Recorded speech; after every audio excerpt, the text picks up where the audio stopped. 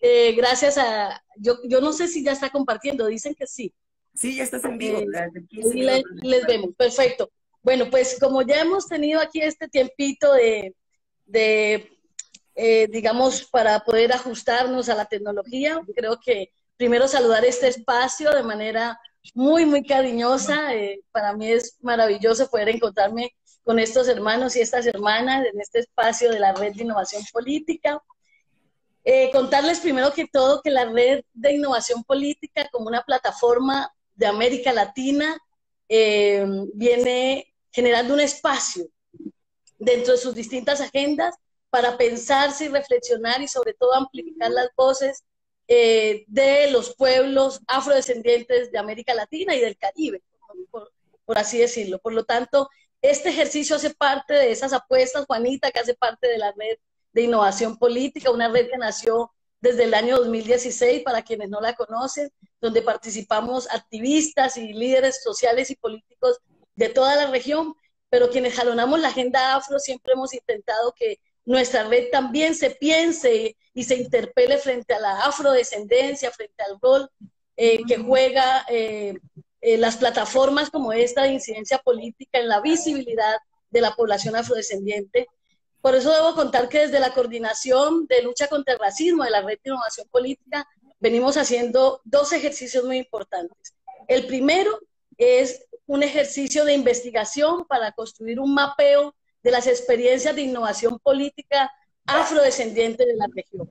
Ese es el primer esfuerzo y la primera apuesta que estamos haciendo en este momento, un grupo de investigadores, y esperamos en breve poder, como red, compartirles los resultados de esta investigación. Y el otro tiene que ver con este espacio donde están hoy ustedes, nuestras invitadas e invitados importantísimos. Y es un espacio de diálogo, de reflexión, de profundización frente a la participación política y política electoral también de nuestras poblaciones, dónde estamos, cómo estamos, cuáles son esos retos y realidades que continuamente enfrentamos cuando decimos o cuando ponemos nuestros cuerpos racializados en la arena política. De eso queremos hablar hoy un poco, pero antes quiero presentar de manera muy general a cada uno de nuestros invitados. Quisiera comenzar, bueno, para quienes no me conocen, yo soy Marcia Santa Cruz Palacios, soy coordinadora dentro de la red del área pues, de lucha contra el racismo, dentro de la red de innovación política, y además soy presidenta de la Corporación Amigos de la UNESCO.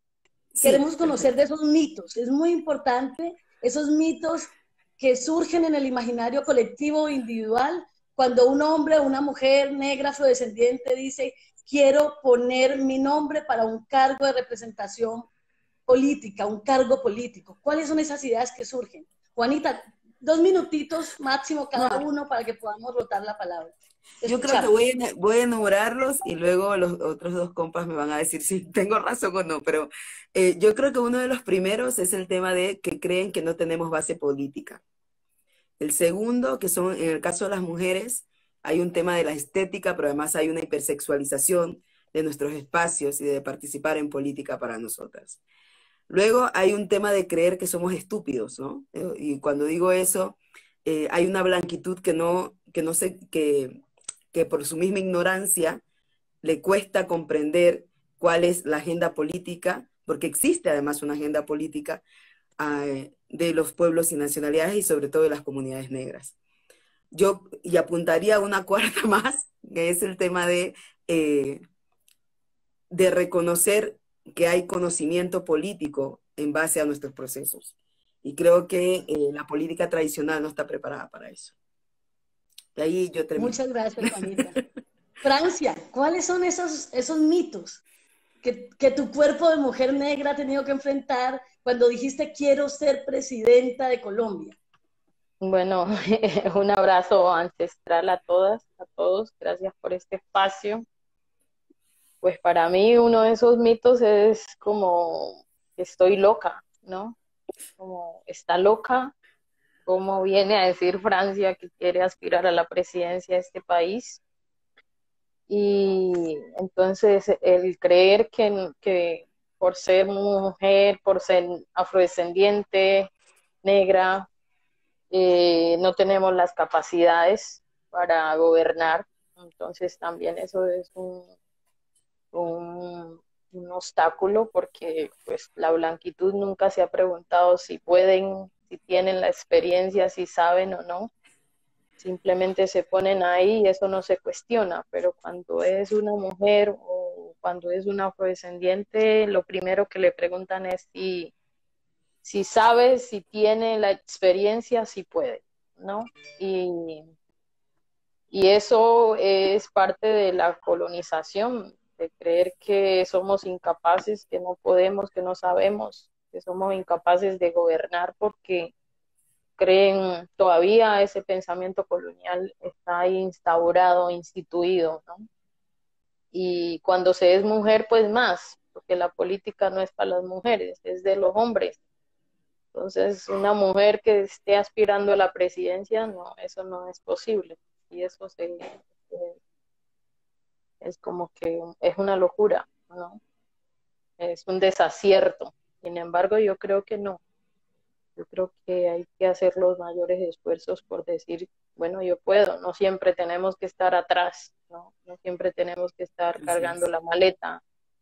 No siempre podemos simplemente estar empujando a otros.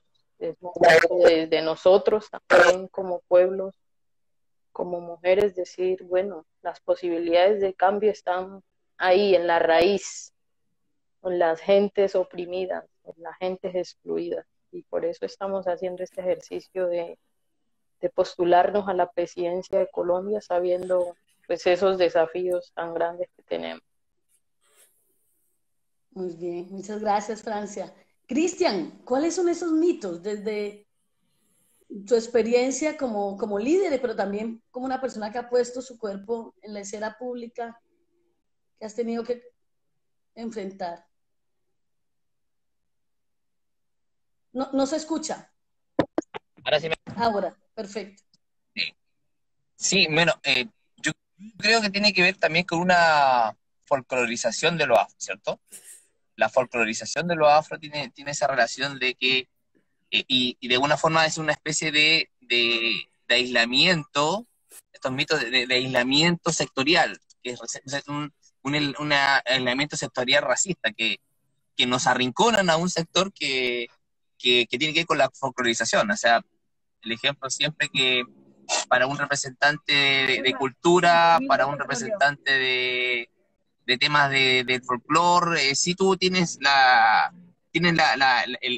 como las características que generan, pero para un tema político tienden a decirte que no, o tienden en el sistema, no solamente en Chile, sino en América Latina, tienden a decir que tú si bien eres activista, pero eres activista sectorial de los afrodescendientes, ¿ya? Y ahí es donde ellos mismos como estrategia, como decía mi compañera, sobre este concepto colonial, decir, bueno, si bien participas, pero este es tu espacio, te acorralan en ese espacio de movimiento, ¿cierto? Tu movimiento político es en ese espacio étnico, ¿cierto? Racial, pero no desde la perspectiva amplia, ¿cierto? Ciudadana, de ser representantes ser como ser representantes de un distrito, ¿cierto? De una región, de una ciudad. No, eso no es, porque lo tuyo es sectorial, o sea, y a lo mejor tiene que ver este problema y los que logran, tienen que negar su negritud. Eso es importante, ese es un tema. Negar su negritud para poder ocupar espacios políticos. Solo como para ampliar para quienes nos escuchan, y lo puede contestar cualquiera, negar la negritud de un cuerpo y una persona que se asume negra, ¿qué implica? ¿Qué es esto de negar la negritud? No sé quién quiera, o si el mismo Cristian quiera ampliar. Francia parece también que se dice algo. ¿Qué es esto de negar la negritud para poder ostentar un lugar de representación política? Sí, yo ahora mismo estoy padeciendo eso, exactamente lo que dice Cristian. Primero es como, bueno, ella es la candidata negra, ¿no? Entonces el lugar donde puede disputarse los votos es dentro de las negritudes. Ella no es la candidata para el país, ¿no? Y ahí empiezan. Y después el negar es como que La negritud no es una cosa que uno se pone y se quita como una prenda de vestir, eso hace parte de uno. Pero cuando vas a hacer los planteamientos en términos de la agenda, entonces, bueno, si quiere ganar el voto de los demás, no hable de lo negro, ¿no? No hable de lo negro porque eso es racismo a la inversa, ¿sí? Entonces usted tiene que silenciar las voces de sus luchas reivindicatorias de antirracismo para poder ser aceptado supuestamente por otros. Yo ahora estoy en eso e incluso personas que están al interior de los movimientos que dicen, no, pues no hay que hablar tanto de lo negro para poder ganar que otros sectores te apoyen. No, el sector que está más abajo, sí, en la esfera social es la gente negra. Por tanto, si ponemos la agenda de la gente negra en primer lugar, pues todas las agendas de la sociedad van a avanzar, ¿no? Si avanzamos en la construcción del racismo, se avanza como sociedad. Entonces encontramos eso y ahora, por ejemplo, yo estoy planteando reparación histórica, ¿sí? Nosotros tenemos que hacer un proyecto político que con claridad y sin vergüenza y sin miedo hable de la necesidad de una agenda de reparación histórica que radique los efectos de la esclavitud, del colonialismo y del racismo estructural que nos afecta, que expropia nuestra dignidad humana. Y entonces cuando ponemos esa agenda, como que eso es muy fuerte, ¿no? Eso es muy fuerte, eso seguramente no va a tener mucho impacto en términos de lo político, porque la gente quiere otra cosa, ¿no? Sin embargo, pues cuando se habla de lo afro en el país o de lo étnico, pues se dice en cifras, ¿no? Son la gente que tiene las necesidades básicas más insatisfechas del país, pero entonces no hay que plantear una agenda de reparación histórica para igualar y colocar en términos equitativos esa población. Y esa negación surge porque eso implica recursos del Estado. Eso implica distribución de recursos en términos equitativos, y es que esas poblaciones que han estado históricamente excluidas pues requieren de un trato especial a fin que la igualdad sea una realidad, ¿no? Y no un mito, porque todo el mundo habla de igualdad, equidad, inclusión, pero eso en la práctica, ¿qué significa? Cuando la gente afrodescendientes, indígenas, raizales, palenqueras viven en las peores condiciones, ¿no? Muy bien. Yo creo que este es un tema que debe ser como el pilar de nuestro diálogo y seguramente volveré a esto ahora, a hablar de cómo este discurso del mestizaje, ¿no? Casi que plantea la lógica de la no necesidad de hablar de la negritud ni de la indigenidad, porque es poner en conflicto y en jaque un supuesto Estado que ya se integró desde el mestizaje, ¿no? Ahí hay unas deudas, bueno, la profesora Mara Viveros nos ilustraba muy bien el otro día este debate y tú lo sacas a colación de nuevo, cómo hay que negar esa condición de lo étnico para poder encajar en esta visión de un mestizaje que supuestamente ya tiene resuelto el tema del racismo, ¿no? Creo que me está diciendo aquí el afrochileno para que lo invite. Bueno, quisiera entrar a un diálogo con ustedes en torno a esta visión de la política desde la perspectiva étnica. ¿Cuál es la visión que tiene Juanita? Juanita fue candidata al Parlamento andino. ¿Desde dónde, cuál era tu perspectiva cuando asumiste este desafío, ¿no? De ponerte como candidata para el Parlamento andino en términos de lo étnico? Y lo mismo Francia, y cuando entre nuestro colega Cristian, lo mismo. Ya, mira, la cuestión es que realmente el tema de la candidatura yo creo que representa un desafío a nivel personal, familiar y a nivel organizativo, pero así, si ahora lo escuchaba a Francia, lo escuchaba al otro, al afrochileno, y repensaba un poco, y es que en estos momentos yo te diría, no hay una agenda política para nosotros, y quizás en estos momentos yo insistiría en que sí es necesario, y no por ser sectarista, pero que sí es necesario tener unas organizaciones políticas formadas para nuestras representaciones. para no correr el riesgo de tener esa pérdida de identidad en el proceso electoral y más bien tener el colchón de sostén que a veces necesitamos como soporte cuando estamos lanzadas en estas experiencias. Lo otro es que de cajón hay algo que uno siempre tiene en la cabeza y es una cosa interiorizada. Quizás lo que voy a decir ahorita es una salvajada, pero siempre en cada momento, en cada entrevista, en cada meeting, en cada espacio, yo siempre empezaba a contar cuántos negros habían en el espacio. Y ¿sabes por qué? Porque hasta en la práctica del ejercicio político, la negritud continúa estando en la marginalidad. Y eso no es accidental. Eso es toda la intención de tenernos en esos márgenes.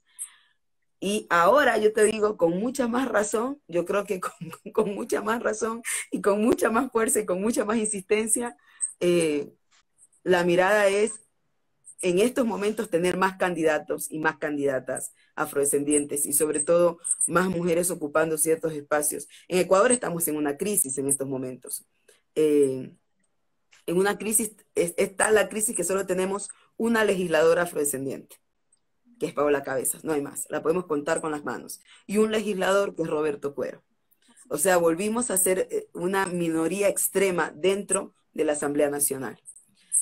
Y en temas de gobernabilidad, en este nuevo gobierno, además que ya nos dijeron que nos conformáramos, porque teníamos una ministra afrodescendiente.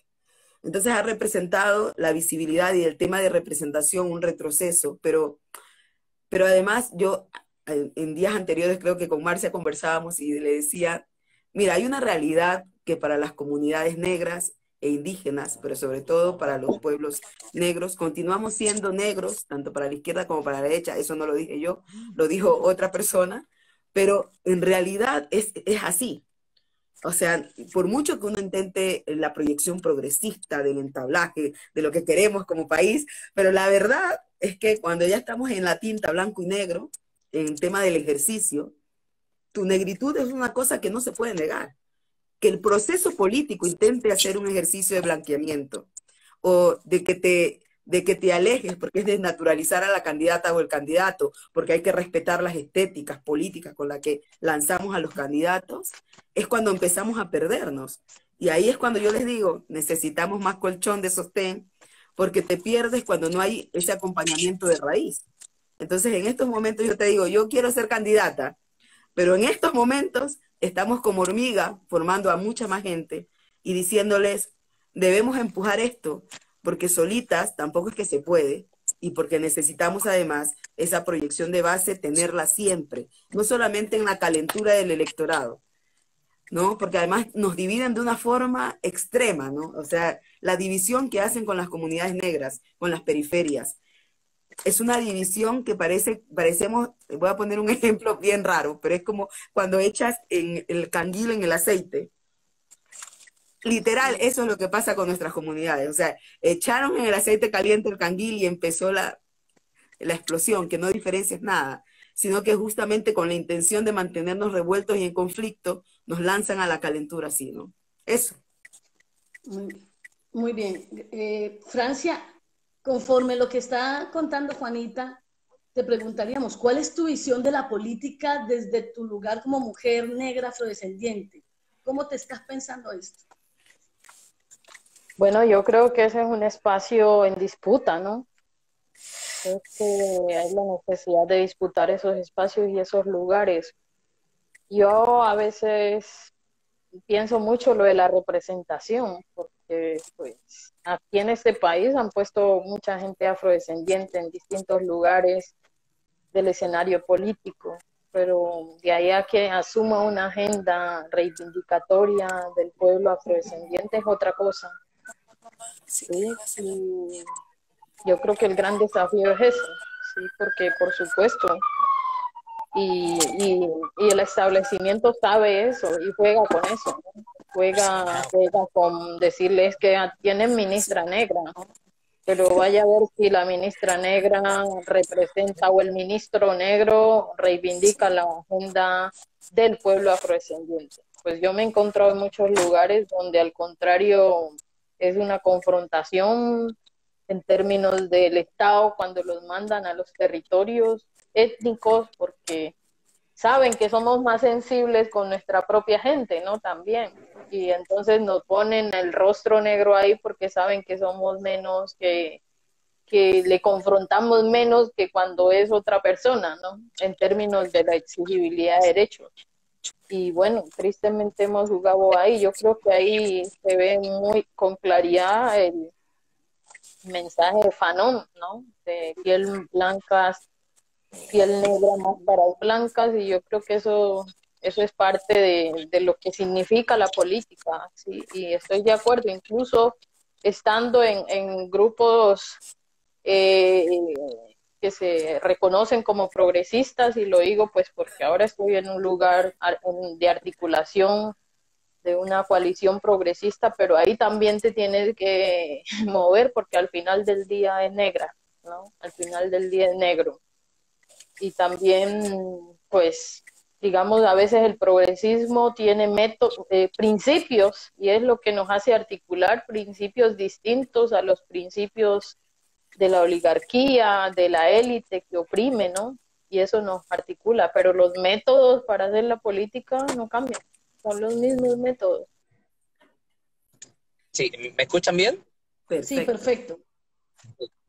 Yo, acá en Chile hubieron 3 políticos, una mujer y 2 hombres, históricos en esta región de Arica, afrodescendientes, de hace 30 años que fueron congresistas, fueron alcaldes, fueron grandes líderes políticos, pero cuando uno analiza su liderazgo, siempre fue negando su negritud, ¿ya? Y yo sigo insistiendo en el negar su negritud porque si aceptaba como desde su identidad, siempre iba a tener un rechazo.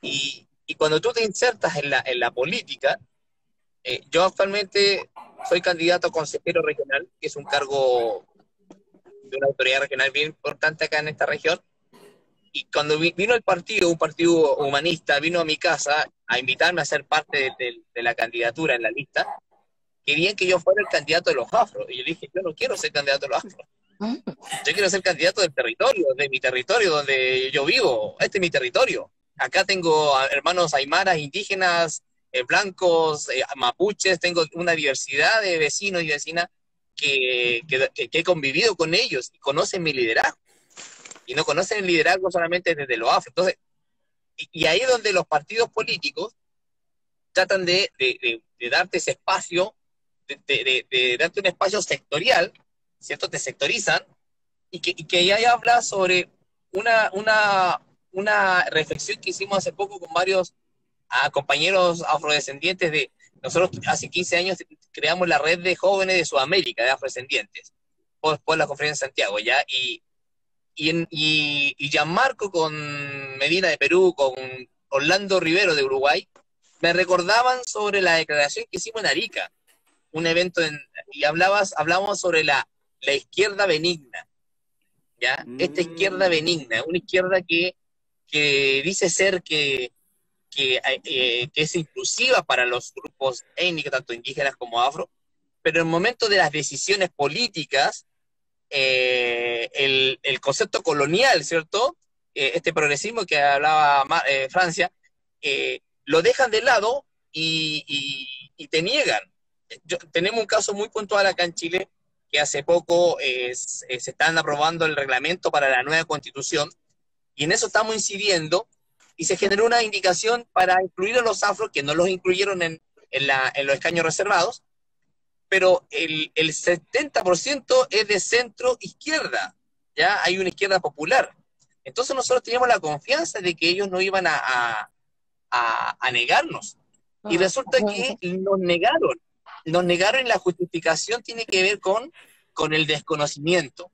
Entonces yo le decía a los convencionales constituyentes, a los asambleístas, que el desconocimiento se disfraza, el racismo se disfraza de desconocimiento, ¿cierto?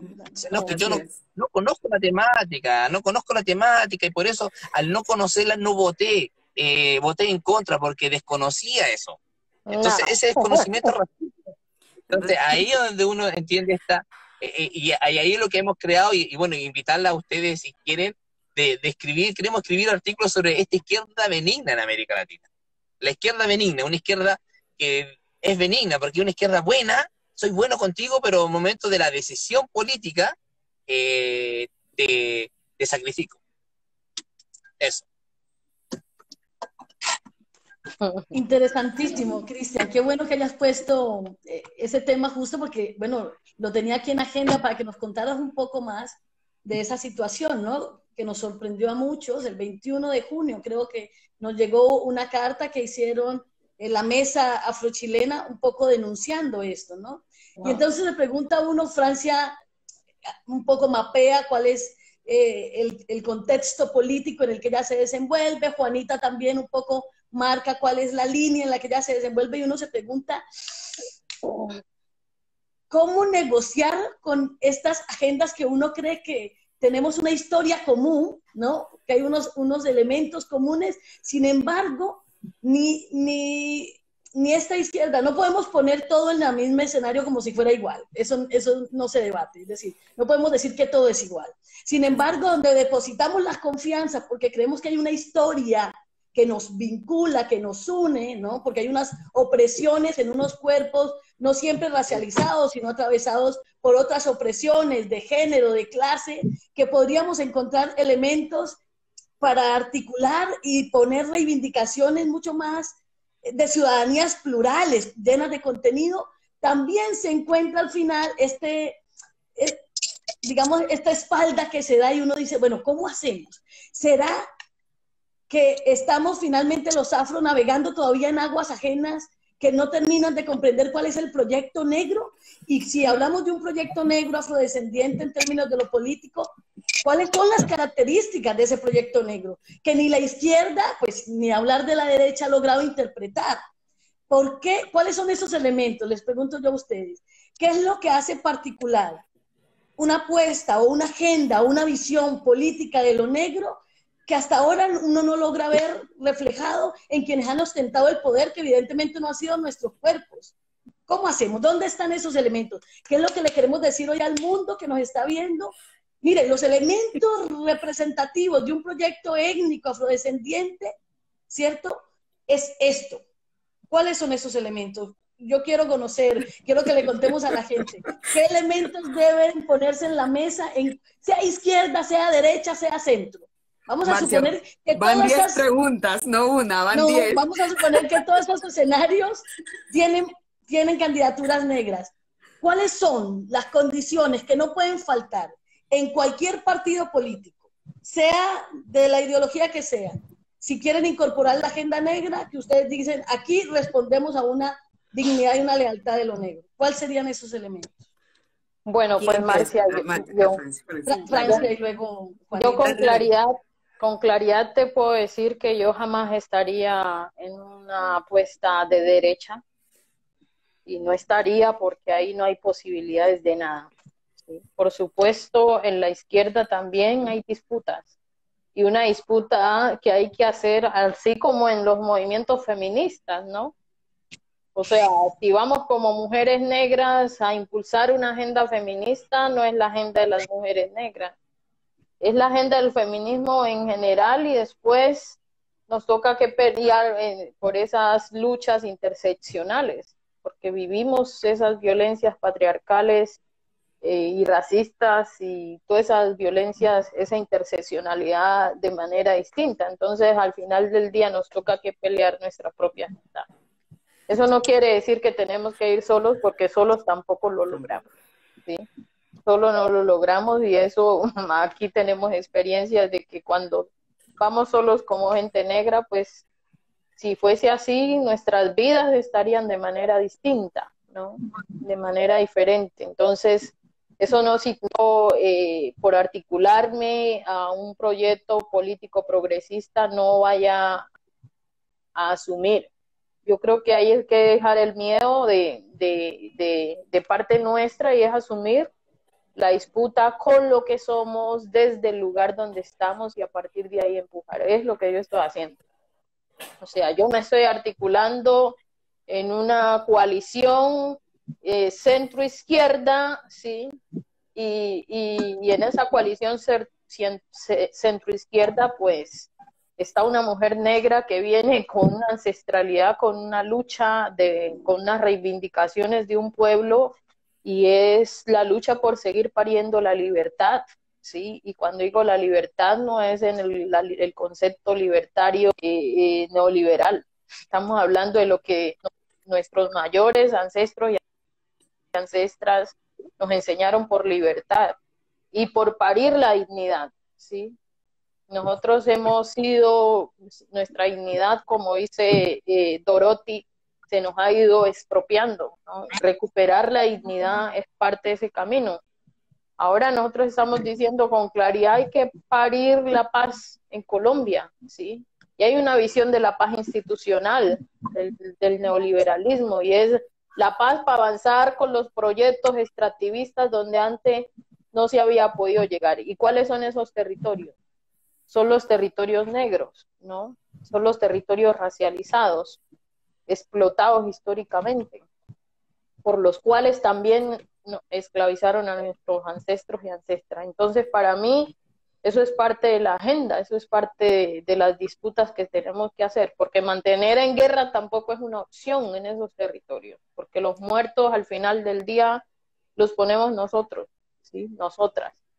Entonces ahí yo creo que está esa disputa, y bueno, yo no me dejo quitar. Yo creo que yo soy, cuando me preguntan que, bueno, que cuál es el abolengo que yo tengo para decir que voy a aspirar a la presidencia, pues el abolengo que tengo es ser nieta de ancestros cimarrones y cimarronas, y es lo que tenemos para ponerle a la política, ¿sí? Lo que somos, nuestra ancestralidad, nuestra espiritualidad, nuestra fuerza, nuestra rebeldía, nuestro amor por la vida.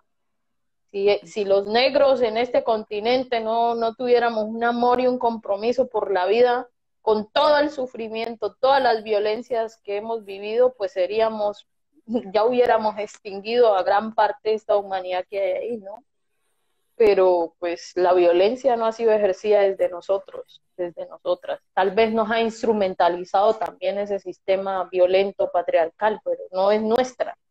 Entonces lo que tenemos es para legarle a la política esa, desde una construcción de familia extensa. Nosotros sabemos eso, nosotros sabemos qué significa construir como familia extensa. Es lo que nos ha permitido sobrevivir como pueblos, y hoy eso lo ponemos en la política. Yo creo que eso innova la política, yo creo que eso dignifica la política. Yo creo que dentro de los mitos que me olvidé decir es que tanto la gente de derecha como la gente de izquierda cree que a nosotros nos pueden comprar con facilidad, ¿no? Y entonces cuando yo llego, lo primero que me dicen es, ¿cuántos votos me pone Francia? ¿Sí? Y yo, bueno, yo no sé ni siquiera, y mi mamá va a votar por mí. Sí, está haciendo este camino, pero no sé si mi mamá va a votar por mí, pero lo vamos a hacer. Y vamos a empujar para que esta Colombia sea diferente, para que esta región del mundo sea diferente, ¿no? América Latina. Y ahí yo creo que articularnos es importante. Pero yo también creo que al interior de nuestras comunidades, pues hay gente que sí juega a eso, juega al establecimiento, y hay una cierta gente que quiere tener unas condiciones de privilegio de la blanquitud que no dignifica la vida de toda la humanidad, y ahí pues yo como que no, o sea, yo no estoy dispuesta a venderle el alma al diablo, ni estoy dispuesta a vender mi dignidad para lograr un espacio político. Estoy dispuesta a recuperar la dignidad que nos han expropiado para hacer la política digna, y en eso estamos contribuyendo de manera significativa, desde lo que somos y desde lo que tenemos, ¿no? Ahora, yo creo que hay que transformar esa política patriarcal que nos han impuesto y a la cual estamos acostumbrados, y es esperar que el político venga y le diga al pueblo qué es lo que le ofrece, ¿no? Y nosotros ahí como mendigos esperando que el político nos diga qué es lo que nos va a dar. No, ya es hora de que el pueblo mande, ¿sí? Por eso nosotros estamos optando y estamos dentro de la coalición del pacto histórico haciendo nuestro esfuerzo para que el programa de gobierno que se construya sea un mandato popular, un mandato de los pueblos. un mandato desde las mujeres, que sean mandatos. Además, para bajarnos del trono de creer que porque ya se llega a un espacio de representación política, ya soy yo el Dios, ya yo soy alguien y mi comunidad no es nadie, ¿no? Yo creo que eso hay que construirlo, y yo creo que esas formas de construir es lo que nosotros tenemos para ponerle a la política latinoamericana, para innovar la política latinoamericana, y ahí tenemos año luz de experiencia.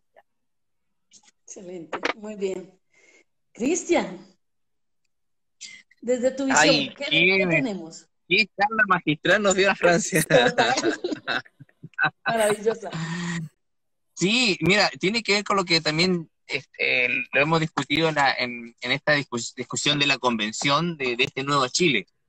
Cuando uno mira Bolivia, esta nueva constitución de Bolivia, que ya lleva años, de una forma se hace más humana, ¿ya? Y donde los tanto indígenas como afrodescendientes tenemos mucho que aportar, porque tenemos valores, tenemos principios heredados, ¿cierto?, por nuestras ancestras y nuestros ancestros. Y esa cosmovisión, esa mirada que nos enseñaron en un mundo que hoy día el cambio climático, por ejemplo, es un tema en el mundo, en todos los países, es necesario generar el aporte nuestro aporte político afro, tiene que ver cómo hacer más humana la política, ¿cierto? Tiene que ver cómo hacemos más humana la política, y esta política de estos principios y valores que fueron construidos desde un patriarcado, de un sistema, de una ideología colonial, donde todo lo que venía de Europa, ¿cierto?, era lo bueno, y todo lo que venía de otro lado no tenía sentido. Entonces, perdón, ¿me escuchan bien o no? Sí, perfecto. Y es ahí donde me estaba acordando que cuando Francia hablaba de que nunca iba a militar por la derecha, sí, yo tampoco, pero yo creo que los más sinceros en la política son los de la derecha, porque te dicen a ti, no te quiero, te lo dicen en tu cara, ¿ya? Te lo dicen en tu cara, no te quiero y no te quiero. En cambio, la izquierda le dice, te quiero, pero te quiero, pero también, pero, ¿cierto? Siempre te quiere, pero siempre te hace pero. En cambio, el de la derecha es sincero, te dice, no te quiero, chao. ¿Me entiendes? No, te utiliza ahí también. O te utiliza. Sea, la derecha hace que la gente negra vote por ellos. O sea, la gente negra empobrecida es lo que más votan por la ultraderecha. Sí, pues ahí tiene que ver con esta construcción patriarcal, ¿cierto? Que nos ha enseñado a tener esa confianza desde la confianza desde la blanquitud, ¿cierto? Y eso es de la confianza política, o sea, esa confianza política, cuando ves a un candidato blanco y un candidato negro o negra, te da más confianza la piel blanca, ¿me entiendes? Acá tengo un amigo que es diputado, que él se llamaba Vlado Verdugo Milosevic, y a los 18 años se cambió el apellido de Milosevic primero y después Verdugo. Pero Milosevic porque dice que era más estratégico para ganar votos, y así lo hizo. Hoy día es diputado y se cambió el apellido del papá, o sea, de la mamá, pero no por un sentido político, porque sabía que el concepto eurocéntrico, Milosevic, descendiente de croatas, iba a tener confianza, el ciudadano tenía más confianza en él al votar. Entonces creo que esa es lo que debemos derribar nosotros hoy en día. De acuerdo. Muy bien. Juanita, para ir ya cerrando esta charla maravillosa, bueno, aquí la gente está emocionada, me escriben por interno.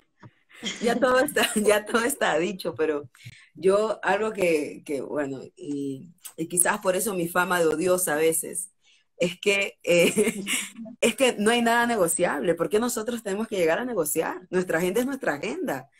Y así se cabreen, esta es nuestra agenda política. Y yo creo que en estos momentos, con mucha más razón, y por lo que decía Francia y el compañero, es que siempre a nosotros se nos dice, la otredad nos dice que negociemos. La otredad nos dice que para hacer política, además de que nos fragmentan, nos deterioran, nos precarizan, nos ilusionan con un futuro de bienestar y nos vuelven a precarizar nuevamente, tenemos que llegar nosotros a hacer lo posible la negociación. Y no es así. O sea, por eso yo creo que la toma de la visibilidad, de la representación es no negociable. y que nuestra agenda política tampoco lo es. Quizás lo que sí podemos hacer es que nos planteamos otras formas, como decía Francia, hay que innovar políticamente retornando al origen, y eso es otra cosa. Pero el estar haciendo alianzas no significa que yo me desnaturalice como candidata, pues, o que mi agenda política de territorio, de comunidad fronteriza, negra, como mujer, como feminista, deje de ser y deje de estar dentro del espacio. O sea, yo creo que eso no. Y además que si me quieren, que se esfuercen. Entonces, a eso va el esfuerzo, ¿no? Si me quieren, que se esfuerce. Y ese esfuerzo representa también en que nuestra agenda tiene que estar adentro, sin necesidad de que sea una fuerza, sino por la misma naturaleza. Eso. Quisiera poner como marco el 31 de agosto, hace algunos días, ¿cierto? Se conmemoró el día, por primera vez, el Día Internacional de las Personas Afrodescendientes. Digamos que fue un esfuerzo de incidencia política importantísimo, jalonado por la vicepresidenta Epsi Campbell de Costa Rica, ¿cierto? Y que Naciones Unidas respondió de manera positiva. ¿Qué representa para una agenda política todos estos logros? Uno oye que el decenio, que el Año Internacional Afrodescendiente, que el Día Internacional Afrodescendiente.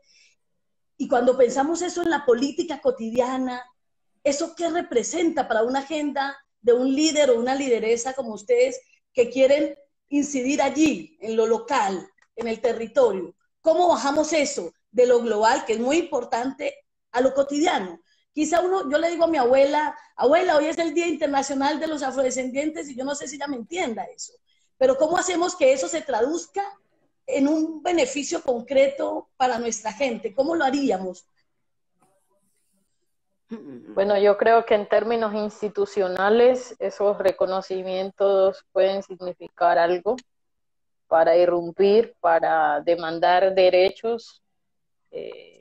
Sí, es lo que pienso también, pero sin embargo, pues a veces eso se queda en la burocracia, porque al final del día la gente negra sigue padeciendo los efectos de la esclavitud, del colonialismo y el racismo, ¿sí? Y lo digo por la propia experiencia. A veces nosotros hemos acudido a la ONU, pues, en términos de la agenda afro y todo, y muchos eventos y diálogos, pero al final del día uno vuelve al territorio y está el actor armado ahí sometiendo a la gente a barbaries, a situaciones de esclavitud y de violencia. Entonces yo creo que es como ese desafío de, bueno, esa agenda sirve para poner el debate internacional, la discusión internacional, pero a veces no sirve de mucho para transformar las situaciones en las que vive la gente. Y yo creo que una agenda política pues no puede quedarse simplemente en la discusión política, sino que tiene que transformarse en acciones de bienestar para la gente y en acciones de reivindicatorias, sí, de derechos. Y entonces a veces pasa eso. Yo creo también que bueno, que a nosotros como gentes afrodescendientes de aquí de Colombia y de América Latina, yo creo que el reconocimiento de lo étnico nos ha servido en algo para usarlo y a partir de ahí empujar la lucha por el territorio, por la vida, que la consulta previa, todo eso en términos de exigibilidad. Pero la forma en que el establecimiento asume eso es de folclorización. Entonces, el día de la afrocolombianidad es el día del folclore, del baile, y entonces eso es también como encasillar, porque los negros para lo que sirven es para bailar. Y entonces cuando uno está pensando si una agenda política como esta que estamos haciendo, como que ese no es su lugar. Su lugar es para que sea ministra de Cultura, porque el estereotipo es el negro, la negra bailando, ¿no? Eso es muy complejo y ahí yo creo que es como todas esas agendas propias que han surgido, porque esos reconocimientos institucionales no surgen de nada, surgen de las mismas luchas que hacemos como pueblos y movimientos sociales. Empujamos para que la ONU, todos estos organismos reconozcan el diseño afrodescendiente en términos de compromisos frente al desafío, el desarrollo de las poblaciones afrodescendientes, y cuando logramos colocar eso allá, la institucionalidad de ese Estado patriarcal, racista, clasista, de esa política, de esa supremacía blanca, pues voltea eso, ¿no? Y entonces como que eso que era la herramienta fuerte lo voltea y lo vuelve, lo instrumentaliza en función de sus intereses, ¿no? Entonces aquí tenemos un poco de instituciones creadas que para avanzar los derechos de la gente negra, ¿no? Tenemos la dirección de comunidades negras y no sé qué, pero ha servido para qué, para legitimar el despojo. Gracias, Francia. Cristian, y cerramos ya Sí, con... mira, si bien el Día Internacional es un gran logro, pero uno de los grandes logros del marco del decenio fue la creación, la instalación del foro permanente, ¿ya? Un foro permanente que muchos líderes y lideresas estuvimos impulsando, bueno, especialmente desde ALDA, la Articulación Latinoamericana para el Decenio Afro, que empezamos a impulsar, a trabajar, pero mira, ahí cómo te das cuenta este estereotipo. A nosotros empezamos a impulsar porque el foro permanente queríamos que se instale en el ECOSOC, ¿cierto? ¿Por qué en el ECOSOC? Y no en el Consejo de Derechos Humanos. Porque si se instalaba en el ECOSOC, ahí estaban las decisiones sobre la inversión, el desarrollo. O sea, las decisiones internacionales sobre desarrollo están en el ECOSOC, no en el Consejo de Derechos Humanos. Pero hubo también activistas negros y negras dentro de Naciones Unidas que promovieron e impulsaron el Consejo de Derechos Humanos. Y yo lo decía muchas veces cuando fuimos a Nueva York, o sea, nosotros hemos conquistado el Consejo de Derechos Humanos en Ginebra, lo tenemos conquistado a través del CER y distintos instrumentos, ¿cierto? Pero en el ECOSOC no existimos, ¿ya? El Foro Permanente Indígena está instalado en el ECOSOC, ¿ya? Allá, en Nueva York está instalado.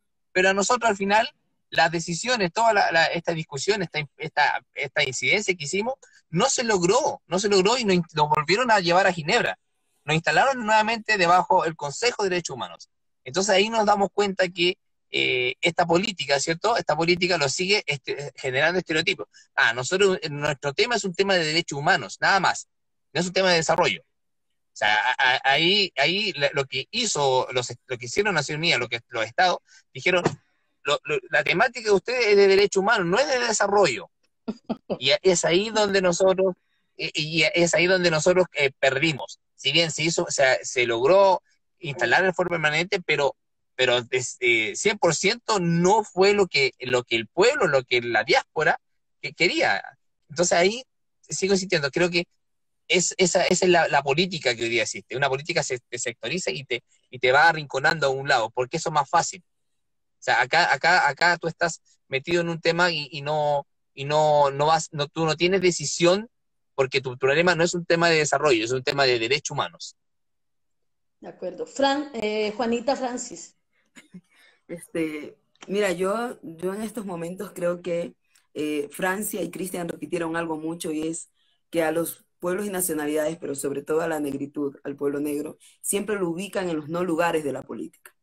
Siempre nos dicen que son nuestros no lugares. O sea, lo que narraba ahorita Cristian sobre el tema de dónde ubicaron y por qué estaban insistiendo en la comisión, es que el temas de desarrollo y economía son nuestros no lugares de debate. Y politizarlo en estos momentos es una agenda clara también. Es verdad que son importantes las fechas, pero la radiografía de América Latina sobre la situación de la población negra es crítica. Y esa deuda histórica de la que se refiere Francia no es una agenda que tiene que ser aislada y tomada por los bordes, tiene que ser tomada con conciencia, pero sobre todo con un financiamiento. No va a haber reparación si no ponen las platas completas. Y no va a haber tampoco desarrollo si no se pone el presupuesto completo. Importantes las fechas, visibilidad, representación, importa. Pero la reparación histórica en términos económicos también tiene que ser parte de esa agenda política.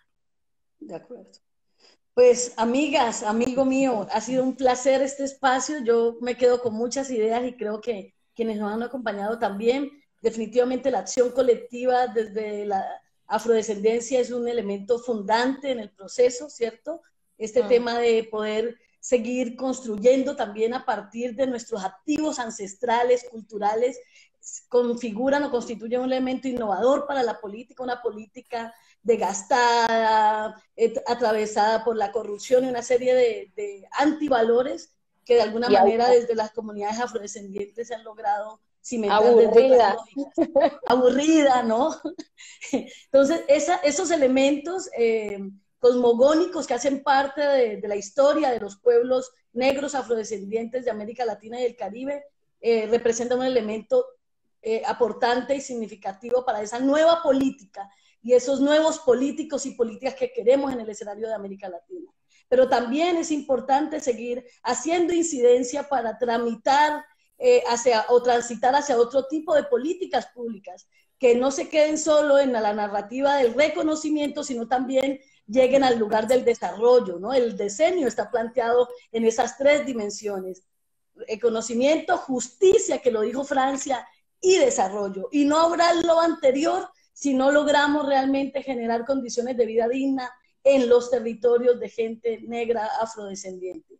Así que solo invitarlos a seguir acompañando a la red, a seguir involucrando a la red de innovación política como un escenario posible para estas propuestas de innovación política y de lo político. Creemos que esta es una plataforma donde hay personas como ustedes, como nosotros, que estamos soñando y pensando que otra forma de hacer la política es posible. Así que muchas gracias, gracias a quienes nos acompañaron. Perdón por las dificultades técnicas, eso hace parte de las brechas digitales que todavía persisten en nuestras comunidades afrodescendientes, pero que vamos a seguir avanzando en la disminución de esas brechas. No sé si veo que Francia está que dice una última cosa, o es mi... No, solo quiero decir al compañero a Cristian, que yo recibí varias voces de mujeres negras que estaban de Chile luchando por tener un escaño en esa constituyente y no se logró. Eso no es gratis. O sea, aquí nos pasó también con la Constitución del 91. Siempre los derechos de la gente negra se reconocen a último tiempo. Aquí, a último tiempo, reconocieron que éramos víctimas desproporcionales del conflicto armado, y entonces cuando se hizo la ley de reparación de víctimas, como teníamos la herramienta para demandar, entonces para que no se cayera, crearon un decreto ley a última hora. Ahora en el proceso de paz, también a última hora reconocieron un capítulo étnico que a la hora de implementar el acuerdo de paz con la FARC, pues está rezagado. Entonces, eso pasa en todo lado y eso es una evidencia del racismo estructural, y bueno, toca pelear para que los derechos de la población afrodescendiente, afrochilena, en esa nueva constitución que va a forjarse en estos días, pues sea una realidad. Y aquí estamos desde el territorio de hermanos acompañando y haciendo lo que sea necesario para que eso sea una realidad, ¿no? Muy bien, sí, muchas gracias. Sí, gracias. Bueno, agradecer a ti, Marcia, por este espacio y bueno, y compartir con con las compañeras este diálogo. Y sí, Francia, creo yo que si logramos lograr el reconocimiento constitucional del pueblo tribal afrodescendiente, el reconocimiento del pueblo tribal tiene vinculación con una estrategia del Convenio 169, ¿cierto? Y ya tenemos una ley. Pero lo interesante de este reconocimiento en la nueva Constitución de Chile es que va a abrir un camino muy importante para las Américas. La condición de pueblos, donde hoy día está la declaración de los pueblos afrodescendientes, la Declaración Universal, que está detenida ahí en Naciones Unidas porque no los quieren decir pueblos. Ojo, sí, a nosotros nos dicen comunidad. Comunidad y personas. Y está ahí. Reconocer pueblos afrodescendientes, reconocer nuestro derecho a la autodeterminación. De acuerdo. Así es. Entonces, este reconocimiento en Chile va a abrir un camino tremendo para toda la diáspora si logramos tener ese reconocimiento condicional como pueblo tribal, porque así debería aprobarse ya pronto esta Declaración Universal de los pueblos afrodescendientes, que no quiere aprobarse producto de esta discusión. Muy bien. Eso. Pues vamos a estar muy atentos y atentas a esa agenda de Colombia, de Ecuador, Juanita, de Chile, Cristian, y vuelvo y les digo, desde la Red de Innovación Política estamos altamente agradecidos y agradecidas por compartir ustedes su experiencia, sus vivencias y sus sueños. Así que hasta pronto, esperamos seguirlos escuchando. Un abrazo. Bueno, gracias. Un abrazo ancestral. Chao. Chao. Chao. Chao, gracias.